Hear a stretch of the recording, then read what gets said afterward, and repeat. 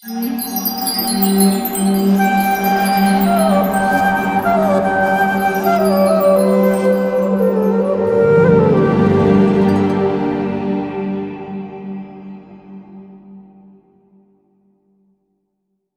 was standing on the veranda with Raghunath, and we were looking at Srila Prabhupada. And Raghunath, suddenly he left, he went in the room and he was looking around for something to give Srila Prabhupada. My son Raghunath was very, very fond of Prabhupada. And he had an enormous respect. So anyways, and he got a little flower. And this flower, he went up and he gave to Srila Prabhupada. And Srila Prabhupada just kind of looked at it and, you know, he was very grave and serious. And he then, the boy again, and he went in the room and he got his book. I had made him a little book with cardboard. I made it myself, cardboard paper. I mean, not paper, but cardboard. And I put Krishna pictures, and I put like this contact paper, you know, see-through plastic paper, and made a little book. And in the front it says Krishna book, you know. So, and he went and gave it to Srila Prabhupada. And so at this point, Srila Prabhupada just like opened his, and he smiled, and he looked at me, and then so he took his arm around my son, and like this, because he was just a little guy, so Prabhupada was sitting there, so he was just up his waist or something when he was sitting down. So he took his arm around him, then he rubbed his head, and he was holding the book, and so they together. He, you know, while he, I think it was his right hand. While he was holding my son, so together they looked at the book. And, you know, he pointed at all, and then they were talking together. I couldn't really hear what he was saying, but my son was very happy, and so was Srila Prabhupada. And then suddenly he looked at me and he goes, and he put his finger up, just see, now your son tries to make friends with me. Okay, so, and so Srila Prabhupada was like this. Whenever he might have, it was pretty heavy earlier when he like chastised me, why is your son always crying? But then, he's this loving grandfather to this little boy, you know. So, and so he was like that with us also. And so we had some association with Srila Prabhupada those days. And when the last time I saw Srila Prabhupada was in Mumbai, or it was Bombay those days. And Srila Prabhupada wanted to go to Allahabad in Uttar Pradesh, so to the Kumbh Mela. And so he left to the train station. He left by his ambassador car. And we were supposed to go with Srila Prabhupada, but because of the children, I refused. I said, I don't want to go with the children to Allahabad. I heard it's really crowded. And, you know, hearing how many people actually come to these Kumbh Melas, I'm glad I didn't go. But that was the last time I saw Srila Prabhupada, and waving him off to go to Allahabad, and like this. So anyways, you know, so life goes on, and later Srila Prabhupada had left his body, and we moved to America. And in America, I actually learned, I was staying at a farm in California, and there I learned how to milk cows properly. And I mean, I already knew because I was actually taking care of the Goshala there at that place. Not exactly taking care, but I just had to always make sure that things would go on. So then I myself was milking brown Swiss cows. You know, we were used to get like, we had to refill the bucket. You know, we get so much milk. And then from that milk, I made yogurt, curd, sweet rice, hot milk for it fed all the devotees and the deities. And it was, we just had like four or five cows, but there was so much milk, it was rivers of milk, you know. So, and I learned a lot about cow protection. I learned so much about cow protection from Srila Prabhupada, and the practical side of it, how to do it properly, I learned over there. Plus, so then, and later in life, destiny brought me back to India. And in India, because I've always been a, you know, animal lover, and we were very, very poor actually coming to Mayapur with my 4 children. I had 4 children. So in Mayapur, I used to do dramas with children, and for about 4 years I was a drama director. And we did children's dramas, doing Goponima, and all year and it was very much fun for the children. So, but then a big flood came and all my equipment got destroyed. So somehow I took it as a sign from Krishna that drama days are over and I have to do something. And Srila Prabhupada, he had always emphasized that about self-sufficiency. So since I didn't have any money to support my children, so I started making dolls, Krishna dolls, with my hands. You know, I just started, because I learned in early childhood, I learned how to use a sewing machine and tailoring. I also had took some courses. I was actually working as a tailor. When I was staying in the temple in Germany, I was working as a tailor. So, anyways, so that Gopal Soft Toys is still going on. And we were so poor and so starving, so always I had in mind Srila Prabhupada.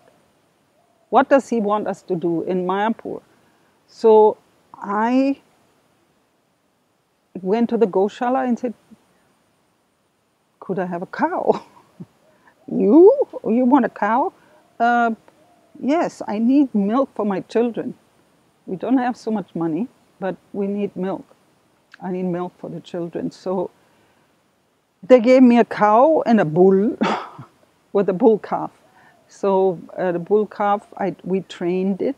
We trained Balaram how to pull a cart. We had a cart made, and I used to use the cart up and down, going to the temple and back. And we saw, not only did the cow feed us, but it also, I was able to sell milk, so I was supporting the cow's maintenance. I was, you know, it all supported itself. I mean, the cow supported herself practically. So, and so the economic problem were, you know, solved by milk keeping, living simple, first of all, by having a cow and using her milk products. We used to also make ghee, and I supply it to the deities for the abhishek in the morning. So, and doing handicraft. So everybody can survive like this. And you grow, and I used to grow my own food. I still do. So, so those are my own cows and my own handicrafts. But since I'm always very, very fond of animals, so there was a big animal at the temple, which was an elephant. Her name was Gulab Kali. But Gulab Kali was taken care of by the garden department.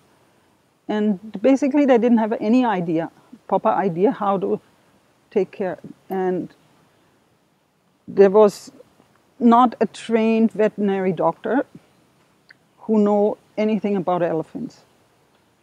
And the elephant was, giving blessings, and he was staying in taking coins, was staying in a small shed.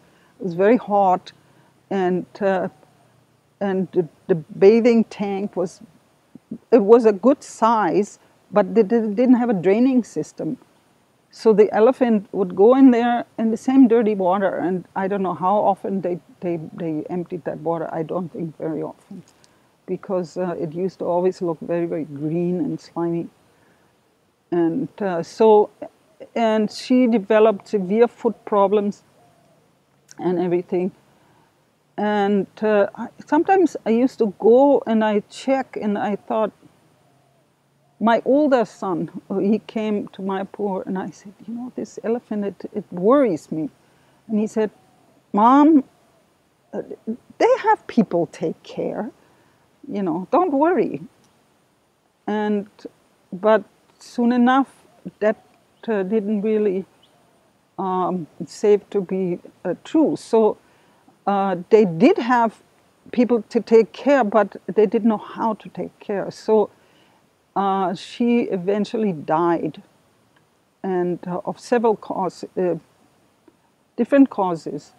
Her feet were very severely infected from foot rot, called fungal infection, and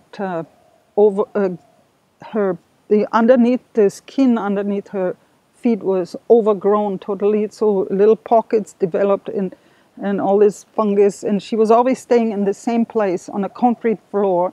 So that was all this urine and stool and all these dirty things. Bacteria could climb inside all these pockets. So it was very, very bad. So she developed a high fever, and she had different types of ailments. She never used to receive vaccines or any kind of medical care, prevention. So, or foot care or nothing. So, and they used to feed her very one-sided food. The food was mainly sugar cane, which is a very high content of sugar, and very strong fiber, which is not really that good for elephants to have one type of food. So anyways, sadly, she one day she just crashed down and was lying there. So one devotee was calling me, because I used to be the Guru Gari Mataji, which means the bullock cart Mataji, and who had a big bull and take care, and please come and see the elephant. And people were all standing around it. They had the big question mark on top of their head, what to do now, So they had called some kind of zoo doctor or something, and he was saying all this, I don't know what he was saying, because I wasn't involved with the care. So I had an instinct, I will call an elephant expert. And those days, it was in 2006, and that time there wasn't a lot of internet, but I did managed, because we did have a dial-up connection in our computer at home. So I did a research, and I found some people online that were elephant experts. So I called them over, from the phone booth, and we have this elephant, and it's lying on its side, and so they told me all this stuff, And then, so one other lady, she called, she sent me an email, and she said, oh, I cannot come, but there's a really good doctor, you should contact him, and who is in Assam. So which is Dr. K.K. Sharma. So Dr. K.K. Sharma was called, but by the time I contacted him, but by the time I received his reply, the elephant had died. And so everybody cried, and they made a big, funeral and everything, and they buried her, and they made all this, big puja, and suddenly everybody was there. But when she was alive, nobody was taking care. So anyways, and before she died, after I had, taken care of, searched for some good doctors, I came up with this idea that this elephant should be pulled up with some kind of crane or something. And so I told Narugopal, I said, this has to, and he said, who is this? Who gave me this picture? Who is it? I said, me. I came up with this idea. So and anyways, after she had died, I made a proposal, and I said, we need in Mayapur animal protection team who will work independent from the management, who will take care of the cows, of the elephants, and of the animals in our campus, so that who are expert, who knows how to take care. And so then immediately it was decided in the MAC, it was accepted. So then I became the chairman, and Narugopal went up to me and said, Mataji, we need another elephant. And can you get one? I said, me? Yeah, you are the chairman of the animal protection team. You should get an elephant. Actually, I want two. And so anyway, so that's how my search started. I was facilitated by the management to search for new elephants, and while I was in Assam, I went to Assam, and I met up with this doctor, and so he said, before you even think about getting an elephant, you need to know something about elephant. So I will show you where the wild herds in this country are living, and what they're eating, and what they're doing, and everything. Everything about elephants you should know before you even consider to get one. So that's what I did, and it took me 1.5 years to bring Lakshmi Priya, and then after another year or two, we brought Vishnu Priya. So, and that's how I take care of these elephants. And I learned a lot about elephants. They're very personal, and they were quite young when we got them. So, and they need a mother. They needed a mother. So I was like the mother. I still am. And but they are very dangerous animals. Very dangerous. They can, within a second, they can kill you. Lakshmi Priya, she weighs 4 tons now, 4 tons. 4,000 kilos. So you get squished by her foot, you're finished. There's no survival. So, and they're females, so they're a little bit easier to train. The males are also trainable, but they get, even more. They have this, elephants are wild animals. They're not domestic animals. So you can train them, but they're not domestic like a dog or a cow, like that. And so it's very important to keep that in mind. Anytime suddenly their wild nature comes out, they're very gentle animals. They can be very, very gentle, and if they accept you in their circle, they will actually protect you. But just like us humans, we have our bad moods. We wake up and we don't want to be bothered or something. And elephants are just the same. And I mean, we had some pretty rough times with the elephants, and because of their moods, but we learned how to deal with it nicely. Yeah, elephants are wild animals, so if they're wild animals, then we should not be feeding them human foods. Okay. So what we do here in the Mayapur Elephant Care Center, we try to have a program where it's very regulated. The elephants do the same routine every single day, and the food they eat is grown only organically. And the food they eat, because they're grazing animals, mostly what they eat, what elephants in the wild eat, is grass.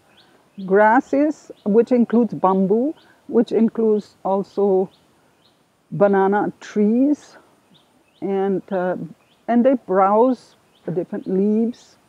And I mean, in the wild they eat like a variety of more than 200 different plant varieties.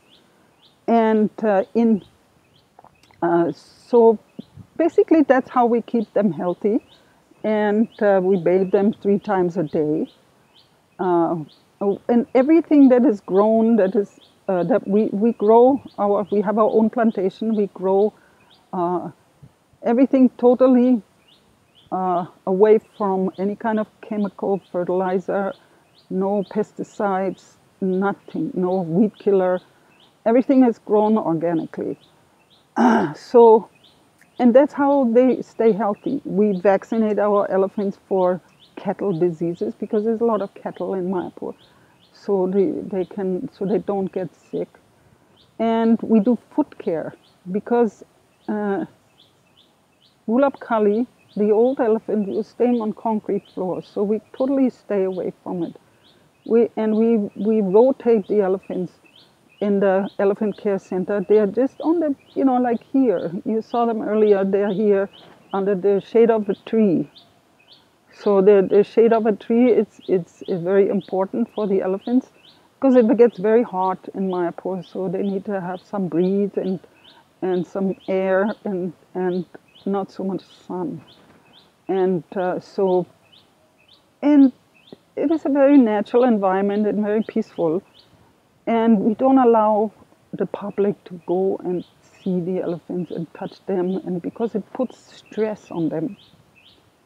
It stresses them, and they don't eat when there's people watching. So we need them to eat when it's time to eat. In the wild they eat 18 hours. They only sleep about 4 hours, and they do some cleaning and dusting themselves and bathing.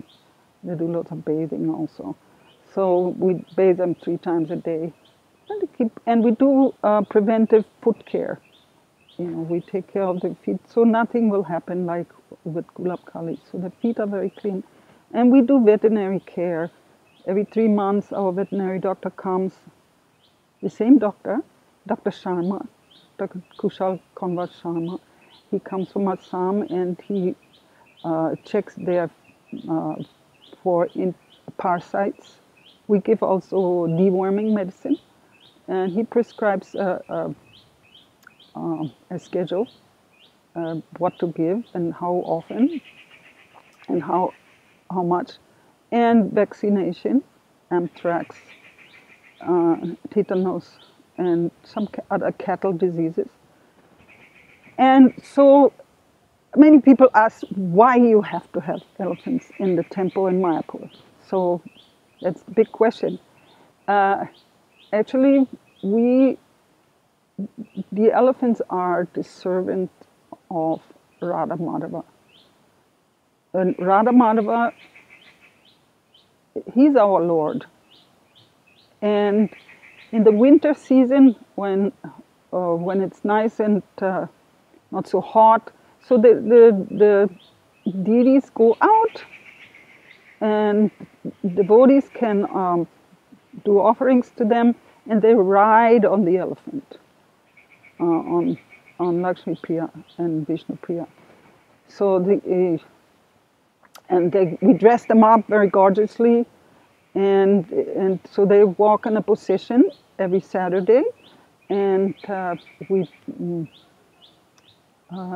and they are very used to it, and they like doing it. And we don't. I was talking about training, so we don't use harsh training methods. We use only bamboo sticks. We show the stick, but we don't injure the elephant with the stick. We don't use an ankush or some metal thing to, inflict some pain. We don't do that. We sometimes, when they get a little bit naughty, we have to show the stick, but it is not. It's not being, inflicted into their flesh, like I've seen some.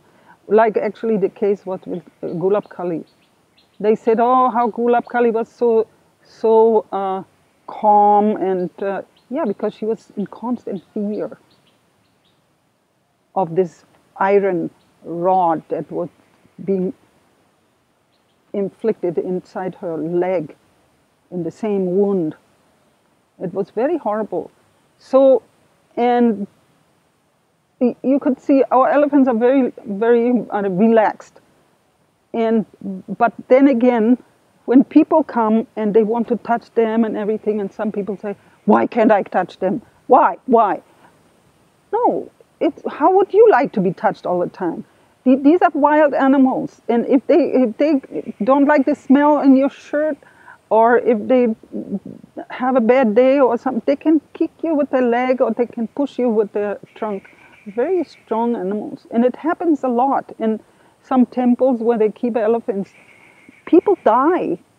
Every year there's a statistic, but I don't know this statistic because I don't like to get into all this. That there is a certain amount of people that get killed by elephants. And what do they do in return? They even more injure the elephant. Because that's all they know, these mahouts. Oh, let's imbibe some fear in them so they respect me, so they don't hit the people. But do we want that with our elephants? Do we want them to constantly be hit and propped and injured by the mahouts just so you can touch them? No, we don't like that. So we just train them for the procession, and then they go in the afternoon, they go in the temple and they go around on a little walk, and people can see them.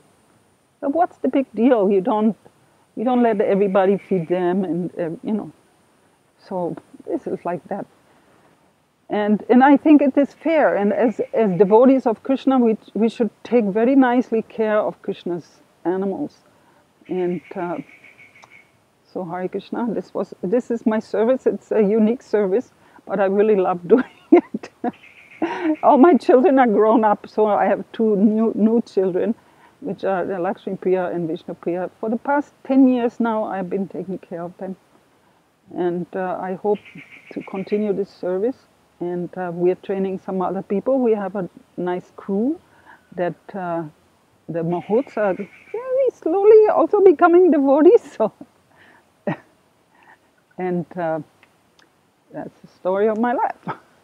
Hare Krishna.